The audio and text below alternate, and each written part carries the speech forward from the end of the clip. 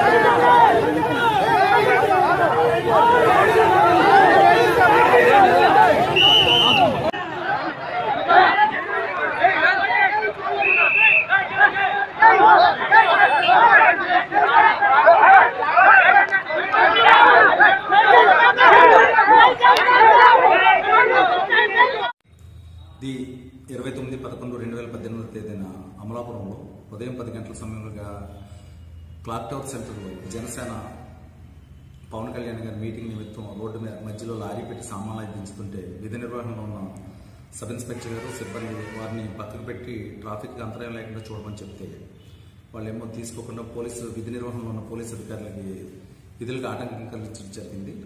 దాన్ని పురస్కరించుకుని సెట్టిపత్తుల రాజబాబు గారు మరియు నానాజీ గారు, పంతో నానాజీ గారు కాకినాడ వారందరూ కూడా చేయటం వల్ల వారి మీద కేసు నమోదు చేసి దర్యాప్తు